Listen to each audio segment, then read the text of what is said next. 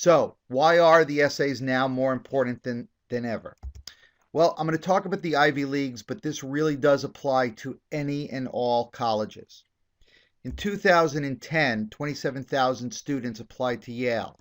In 2011, 28,000. Notice the numbers are going up. However, both years they only accepted 2,100. So more people are applying, but they're staying consistent with who they or how many they accept.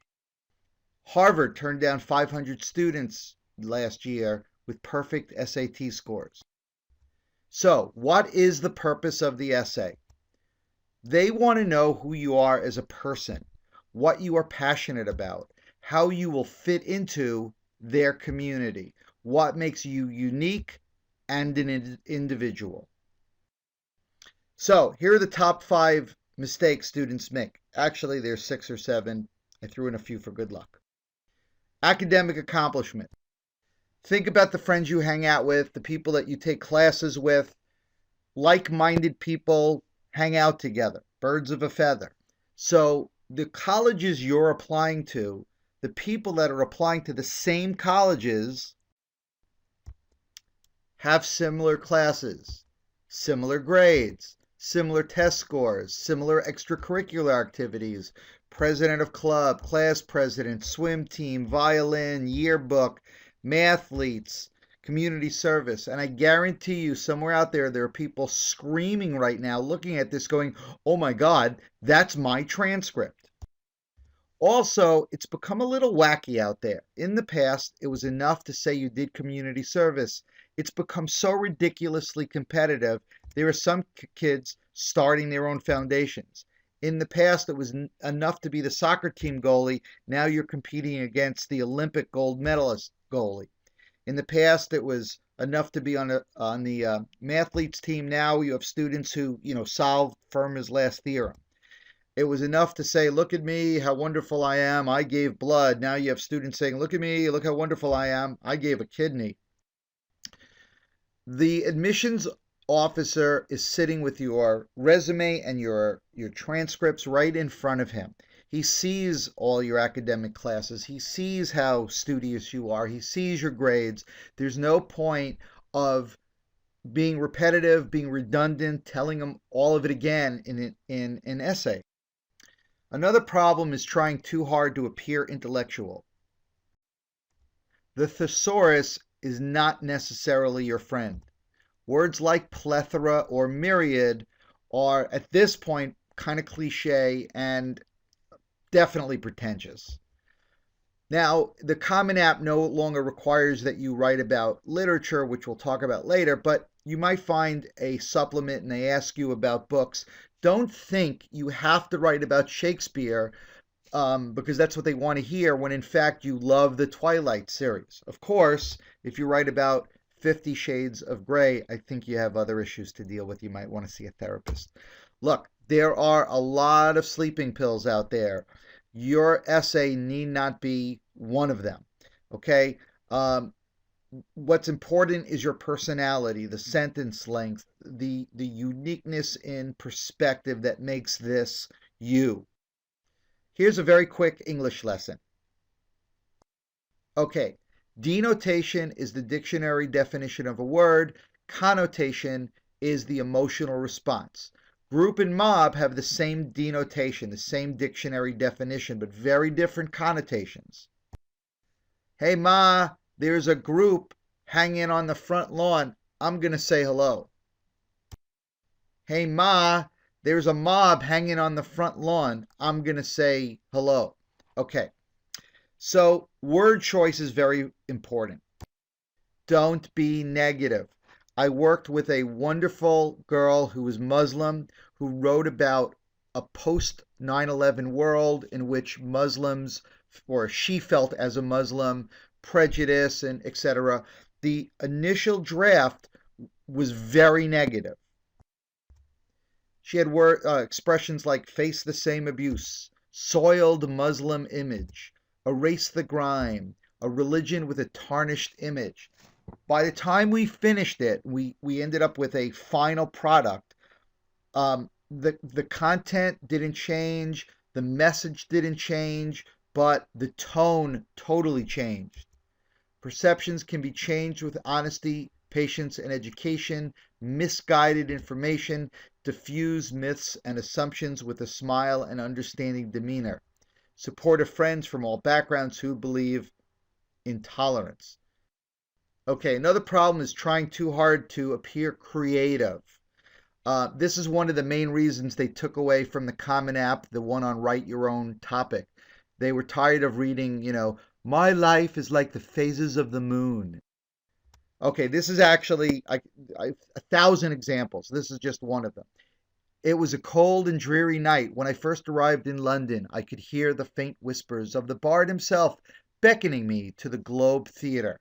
It's cliche, it's pretentious, it doesn't tell me anything about you as a person. Taking the generic approach or using cliches. I'm hardworking, ambitious, and driven. You better be. You're applying to a really good school. I love to be challenged. Same thing. This one is my favorite. My peers often look at me for leadership. If everybody's a leader, who's going to be the soldiers? Who's going to do the grunt work? Who in the club is going to be, in the trenches if everybody's going to be the leader? My grandfather's death made me want to be a doctor. I want to make a difference in the world. Avoid cliches like the plague. All right, not understanding the true point of the essay. Basically, what makes you unique and not like every other student who is applying. And here's the kicker. You forget that you are unique. You didn't have to be abducted by aliens to have a story. Who are you as a citizen, a sibling, a son, a daughter, a social animal, a human being? All right. So while the admissions people read your essays, they're also reading between the lines, the subtext. They're trying to figure out certain things about you. Is this student independent yet a team player? Is this student an introvert or extrovert? Shy is okay. Reclusive is probably a red flag. A misanthrope, you'll be fine. You'll have a show on Fox News. Does this student seem to have a sense of humor? Will the student handle failure or rejection well? Will the student add to the community? And what are her personal beliefs? The admissions person isn't sitting with a checklist, and you don't have to respond to all of these. But the point is, the admissions officer is trying to get an idea about who you are as a person. I use this slide. If you look at this tree, if you look at it very carefully, you'll notice there's lots and lots of faces. The more you look at it, the more faces you'll discover. They're hidden in plain sight, and so is your story. Your uniqueness isn't some abstract concept or something that happened once when you were 11. It's who you are. Your stories right now. I know it sounds like Oprah or Kumbaya, but who you are, your uniqueness is right there in plain sight. All right, another big problem is not reading the school's website. All right, you're going to read the website, you're going to find out stuff about the school, but how it applies to you specifically. Writing that you want to go to NYU because it's in New York City is silly. There are over 80 colleges in New York. You might as well be going to the College of Hair Follicle Restoration. It doesn't tell me why it's NYU. The fact that 80% of a faculty are Nobel Prize winners is amazing, but how does that affect you personally? Well, I want to take classes with Dr. Quackenbush. Why? I don't know. I just want to walk around campus saying, it's time for Quackenbush. There are 300 clubs. Great factoid, but again, how does that apply to you specifically? I want to be part of the Rotary Phone Reenactment Society. And why? They have internships in northern Mongolia. It's very exciting for you because you love yaks. And again, why do you love yaks? Don't cut and paste. Don't plagiarize. There's no, this is your college application. Plagiarizing, not a good idea. Unless, if you do an essay about cloning, is it plagiarism? No, that's for a whole other conversation. Okay, cliches from the website. This is one of my favorites. I have a lot of examples like these. This is a young lady who is applying to obviously a nursing program. Where else can you gain clinical exposure in sophomore year with access to world-class hospitals such as the Children's Hospital of Pennsylvania.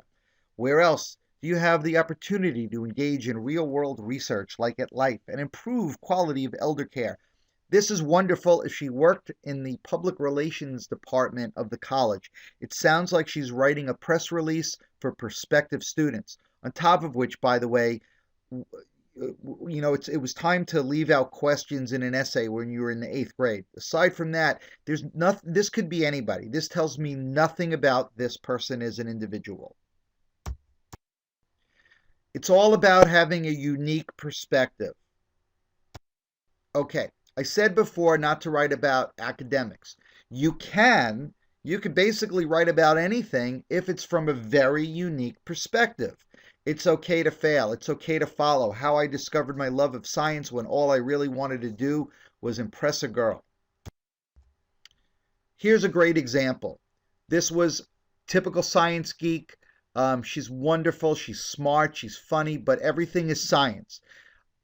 For an essay on extracurricular activities, she wrote about going to the Science Olympiad. But as you can see, there's nothing in here about her. It was the morning of the Science Olympiad competition, and 20 science nerdlings, as we were called, were all scrambling to get on the bus. Our chief commander and club advisor, Mr. Bergen, was shouting orders. The robot arm was missing. My partner and I were trying to fix the string of our mousetrap vehicle that was refusing to cooperate.